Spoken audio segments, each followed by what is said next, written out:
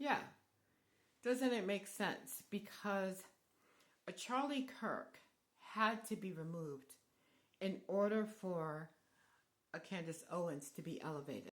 You see, while people are deeming her as a truth teller, that's only because of the sentiment attachment they have to where she came from. Because she came from a Shapiro, she came from a Kirk, and she came from a Prager. And out of those three, number one, Charlie was huge, and then number two, he just passed. There is currency to that. I hate to say it, but it's true. It's just like a painting usually doesn't really sell, get very expensive until after that person is no longer living. And so, with that being said, what we've seen happening in real time, we've seen her harvest the energy of him, harvest what he had did, the work that he worked on, harvest his influence and power, and begin to redirect it in her direction. This woman took a position that she had no authority of, and because there is a sentimental attachment to where she came from, because she strategically aligned herself, connected herself with men that we trusted like a couple of years ago, maybe not as much today, but a few years ago, Prager University was like thebomb.com. Not too long ago,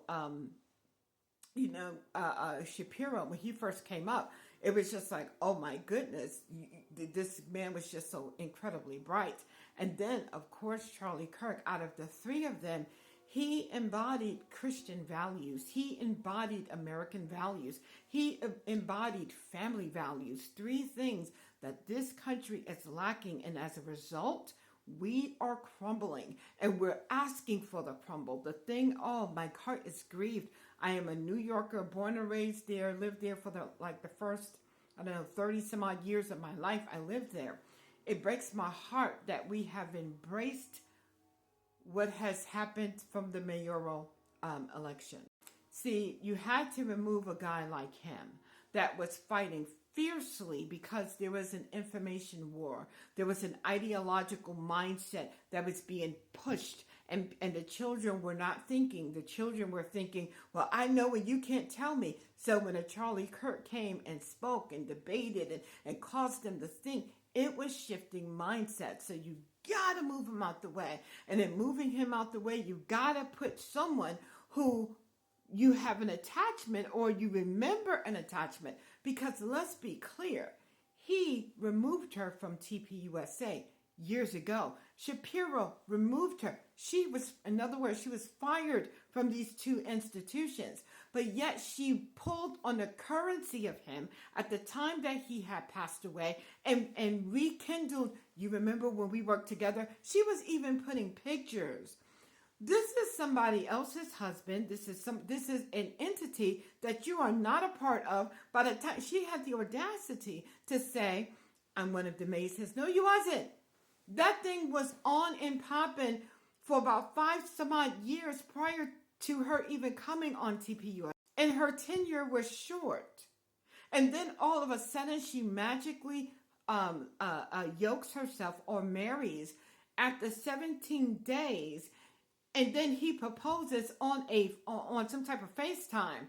She marries an elite man in the UK. Now she is part of an elite status, which is something she wanted to be. And you can look at her resume. People are sitting back and they're like, oh my gosh, what is she going to say next? She is not a truth teller. She is a detractor, she's a distractor, and she's a divider. And you can tell if you refuse to look at the rest, if you refuse to look at her body of work, look at what she's done within the last, 60, 90 days. The heat that was moving toward freedom, toward Christianity, toward just think, don't just follow and don't just hear what the pundits on your screen is saying. Go and research. Just think. This is what, be a man, be a woman, get married, have babies, do those things to grow, to instill values, to be a stronger community, therefore a stronger society. And so this is what he represented. He embodied that. But by the time she grabbed hold of it, Not only did she harness his energy and his legacy, but then she got people to even question the widow. That is vicious, low, and disturbing. And she knows how to do it without saying that she did it. She'll just say everybody in his corner betrayed him, and there's not a person who didn't. Well, that would include the wife, wouldn't it? She never excludes her. And I'm so upset about this because I'm literally seeing people being swayed by her manipulation. She is the Pied Piper to bring you to your own demise. That is the matter of fact, instead of me calling her she who shall not be named, from now on, her name is Pied Piper. Because she is leading you to your own great demise and got you thinking it's the best thing. And guess what? With the reprogramming that she's doing your mind to bring you to your own demise, guess what? She doesn't have to hang around it. You want to know why? Because she's part of the elite. You want to know why? Because she is connected to some very big money. She got you looking left while she's or looking right while she's doing left. Please, instead of you thinking that, okay, well, you can't tell me nothing, you would cut off your nose to spite your own face. And if it was just you, if you were the only one who was going to bleed from this, then I would say have at it. But see, it's going to affect the future. It's going to affect our children, our grandchildren. It's going to affect me, people I don't know. It's going to affect everybody. This country matters. It matters in a big way. And what has happened in America, listen, I am a Gen Xer. And we learned when we were in school the dangers of the people who have consistently, historically said blank to America, unalive the Americans, we hate you, we want to stomp you down. Their whole ideology, their whole indoctrination camps, their whole movement, even their religion, dare I say, is to get rid of us.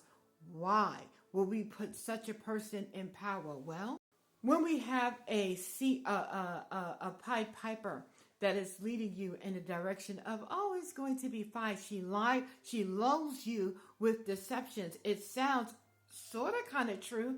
That sounds so much like Satan, because with deception, the whole thing is it sounds like the truth, but it's really a lie. Yeah, that's her. That's her doing.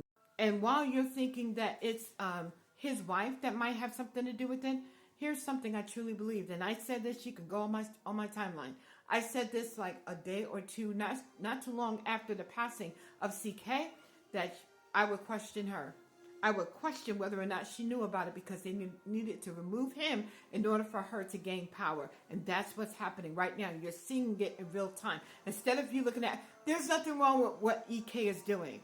Have you ever been in front of millions of people that's watching every move? If I followed you, I would think you are what you are not. It's going to look that way. It's going to seem that way.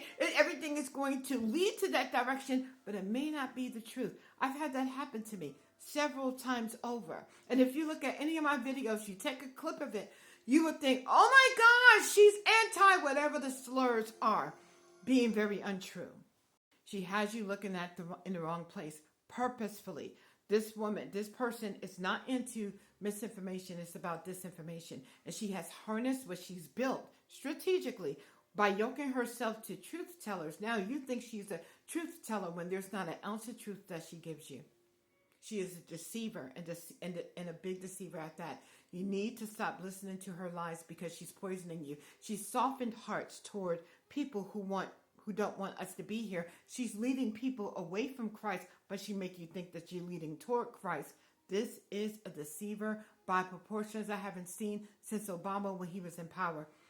Please, instead of you getting ready to huff and puff because that's your girl, you need to look behind your feelings and begin to take all that energy you have for Erica and put it toward Candace. Research. That's all I'm saying. Research it. You don't like it? Great. Research it.